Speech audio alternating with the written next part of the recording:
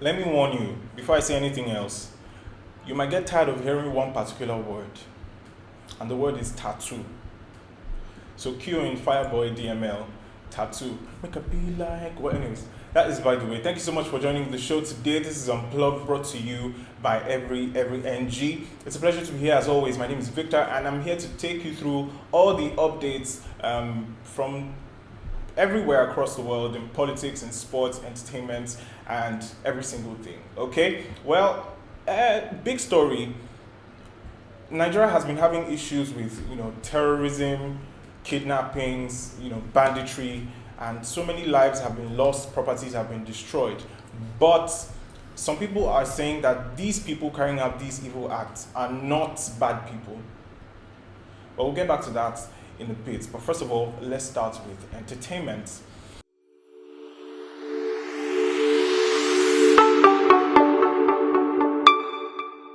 Laycon, as always, knows how to work his way to the top of the news, and just a couple of hours ago, he announced a new partnership deal with the biggest online retail company in Africa, Jumia. And well, Laycon is at it again. He is, of course, rolling in the cash for himself, and he has good news for his icons because he's going to be giving away a lot of things. So you might want to rush to his Twitter right now so that you can, check out what is going on there. Okay. Now let's talk Ka3na. Ka3na has been in the news for the past couple of days now. You know what has been happening with fans, over the board fans, I have to say, tattooing either the face or the name of their favorite celebrities on their skin. Bobrisky has, been gifting people one thing or the other. And then Ka3na came out one time and was like, who is going to tattoo my name? Of course, we talked about that yesterday. And then a fan who actually loves her decided that, okay, I'm going to tattoo Ka3na's name on my skin. And then Ka3na came and said, well, I didn't ask you to do that. Don't you think you're going to regret this decision sometime in the future? Blah, blah, blah. Well, it's now a very, very big issue.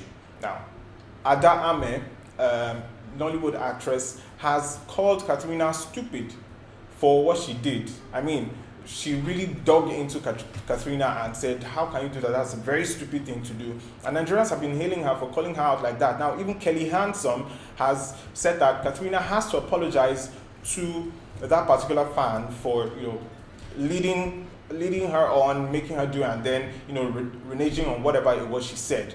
Now, to make matters worse, earlier today, news filtered in that this particular fan who tattooed Ka3na's name on her body attempted suicide. She took sniper. And I'm like, wow, serious twist that this story has taken. Very, very terrible twist. Ka3na throughout today has been tweeting and saying all sorts of things and saying the girl, was trying to act and was not real suicide and all of that.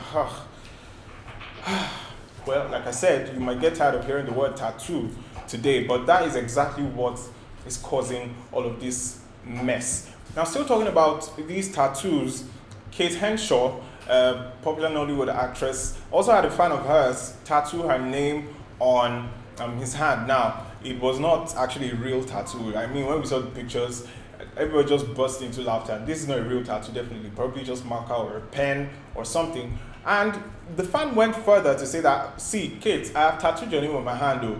I want you to do certain things for me. I have an entire list that I want you to, tick off for me. I want a date with you 5 times a week for a whole year. I want this, I want that. And it was quite funny. Like, okay, it seems people are beginning to make business of this entire tattoo thing. I'm like, okay, who is my favorite celebrity? I don't think I'm going to do a Nigerian celebrity so that I can be paid in dollars. What do you think? Good idea, yes? I trust you. Well, apart from that, Bobrisky is in yet another tattoo talk because there are about 12 different people now lined up who have tattooed Bobrisky's name or whatever on their bodies and are probably expecting something in return. And now this particular lady, of course, went to show that she had tattooed Bobrisky's name on her skin. And Bobrisky actually asked for her number. Like, how can I reach you? That's the first step. Let me reach you first, and I know what I'm going to do from there. It seems Bobrisky is the most is the most generous of all the celebrities so far who are getting or who are seeing their fans tattoo their names on their bodies. Well, we'll see what happens if Bobrisky, decides to roll out some big gifts yet again for yet another fan. Okay, away from all of the tattoo talk, now let's talk V. V just was expressing her love for Flavour and his music, and she said that she even wants to learn the Igbo language so that she can, connect better with his songs and understand what exactly he is saying in his songs, because she really loves the way he goes about his music. Of course, you know that V is a singer herself, she's a musician, so like they say, real recognizes real. When she sees good music, when she hears good music, of course she can recognize it. So she's saying she definitely wants to learn Igbo. So if you think you can teach V some Igbo, perhaps you should reach out to her, maybe send her a DM or something, and you might just get lucky and she replies you. Okay, now moving on from that, yesterday was Kaisha's 25th birthday, and of course we talked about it here on the show yesterday. There was one detail we did not know then, and it was the fact that Erica decided to surprise Kaisha by attending her birthday party. And of course Kaisha was streaming live, and then all of a sudden Erica just popped out, and wow. It now reminded me of the issue that happened between Kaisha and Kidwaya, where it was alleged that they shared a kiss. And I'm like, ooh, so Erica perhaps did not take it to heart, because, if she actually did take it seriously, then she would not have stepped foot in Kaisha's birthday. Well, that goes to show that there is no issues whatsoever between Kaisha and Erica, and they're pretty good friends. So once again, belated happy birthday to Kaisha. Okay, and now let's talk Wathoni. Wathoni has shared some of her life experiences, her life story, pretty much like a grass to grace story. So Wathoni was talking about how just a couple of years ago, before her newfound fame, she struggled a lot with her business. She was talking about how she had to run helter-skelter in the market just to make sure her customers got their orders, and it was really not easy at all. It was not easy one bit. In fact, she even said some people in her family told her that business was not for her. That is quite extreme. When you hear people who are supposed to be close to you just kind of write you off, especially when it comes to something that you like to do, and they tell you it's not for you, that can make you just give it up totally. But she did not give up, and now she's in a more comfortable place. She doesn't have to struggle as much as she used to. And it's quite touching, and I think it's an encouraging story for people out there who might be experiencing the same thing right now. Tomorrow might just be your day, so don't give up. And that is Wathoni's story. Now, Banky W has revealed the meaning of their new baby's name. Of course, they just announced that they had a child about 4 weeks ago, and the names of the child, the names are quite long, but then there's one particular name that got people thinking, and the name is Hazaya, but then he said they call him Zaya for short, and people were wondering, okay, what does this name mean? Well, Banky W has cleared the air, and he says Zaya is a Hebrew name that means God sees or God has seen. I'm like, oh wow, really beautiful. But then it just sounds somehow in my head, maybe it's because it's not a common name, but then it sounds to me like something that was given to a girl child, but that's just my thoughts, don't mind me at all. Really beautiful name. And some people are already saying, we cannot wait to see the baby. Well, you didn't know when the child was giving birth to, so you have to wait until the parents decide that you can see the baby. That is about Banky W. Now let's move on to the story of the day that I mentioned earlier. Now, these people who have been perpetrating all sorts of evil acts, killing people, kidnapping them, and doing all sorts of bad things, somebody here or there is saying you should not call these people bad people, you should not call them criminals. Now, the person who has been, should I say, negotiating or has been in between the bandits and the people of Nigeria, Sheikh Gumi, is saying that, look, do not call these bandits criminals. In fact, stop calling them criminals if you want them to surrender.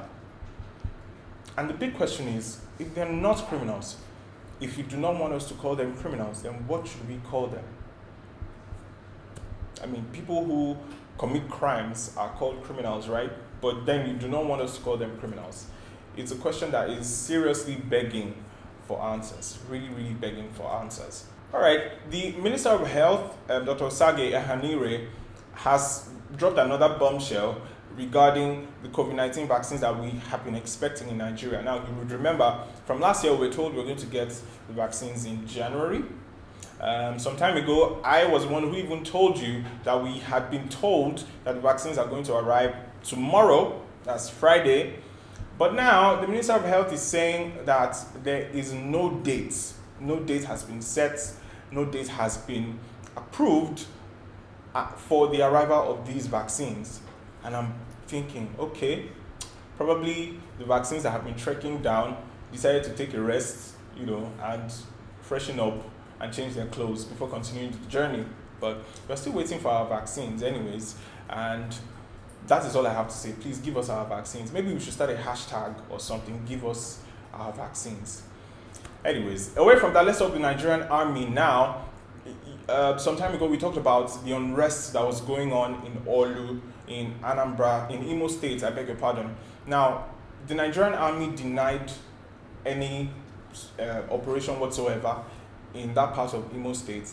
But as it is becoming their habits now, they have come to contradict themselves and are saying they lost 4 men in the unrest that happened in Orlu. Okay, if you were not there in that particular location, how did you lose 4 of your officers?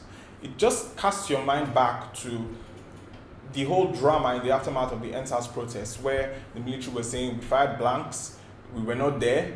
Okay, the first day they were not there, they fired blanks, they fired in the air. What exactly happened? Now, this is yet another situation. I would not be surprised if tomorrow they come out to say something entirely different. Please, can we change? Please, we need to change for a change. So moving on, back to the entertainment side of things, and there is this very interesting story. I'm sure there's almost nobody who has seen a Nigerian movie ever in their life who doesn't know Richard Mofe Damijo, popularly known as RMD.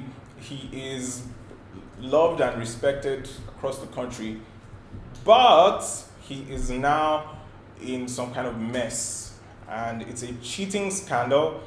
A blog on Instagram, Giscove, is saying that there is evidence that RMD has been cheating on his wife with a certain Chioma Ilu Munaya, Chioma Ilu Munaya.